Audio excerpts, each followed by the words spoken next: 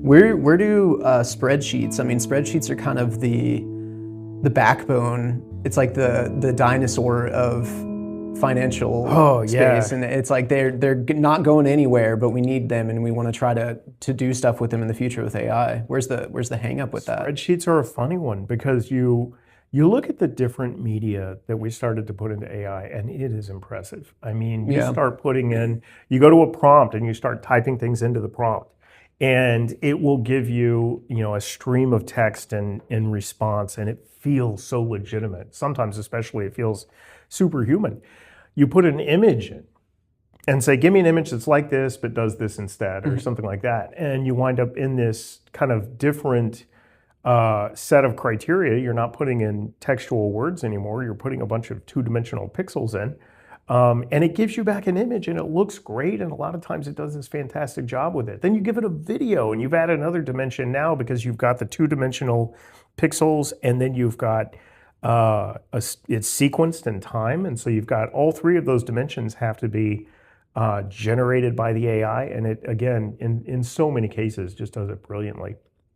So what's the deal? Why when I upload a spreadsheet and I go ask a basic question about that spreadsheet, a lot of these are getting pretty good. If I did upload a pretty sophisticated spreadsheet up into ChatGPT recently and asked it some hard questions, and it got 100% of them right. But then when I started asking it on multiple spreadsheets to join that data together, or to ask things that would require it to perform some kind of projection or more intense calculation that it has to do on its own, that's where it really starts to fall apart. So why, with text and then images and then video, are we getting such good results? And then when we, put up a spreadsheet in there, we're not.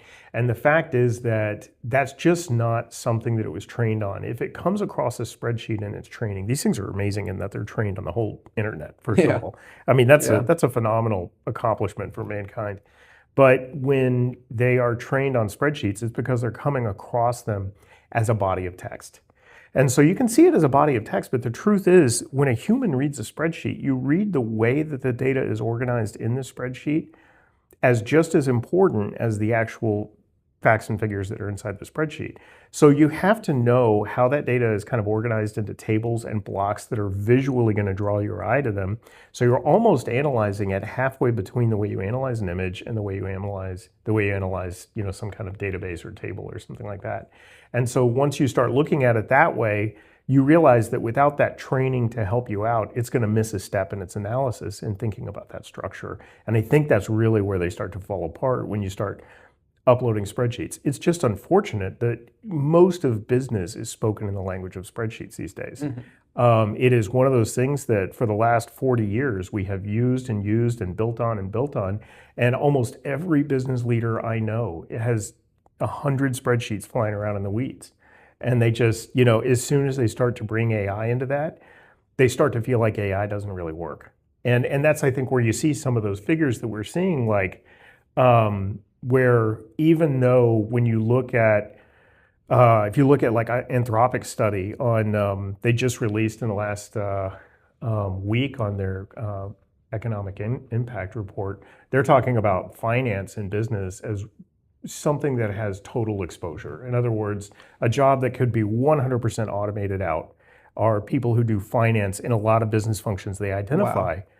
But when you look at what's actually happened, it's relatively tiny. I mean, single-digit percent, double-digit percent in some cases, where some of those tasks have really been used recurring by professionals. And one of the ways that they weight that score, by the way, is not whether or not you're using it in the prompt, or whether or not you're using it in an automated way. So do you have software doing this, or do you have a human actually kind of doing it in the prompt?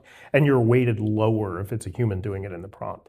So if you're using software and it seems to be a truly automated function, that's where they kind of score you higher. But even still, you're only getting into the 15, 20%, 25% in some cases. And so for all the task exposure that those finance functions have, you really don't see that much penetration in the market.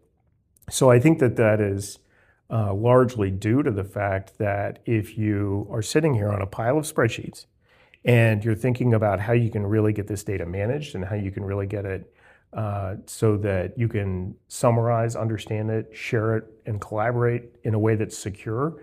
AI just doesn't really give you an immediate answer to that without an additional set of tools.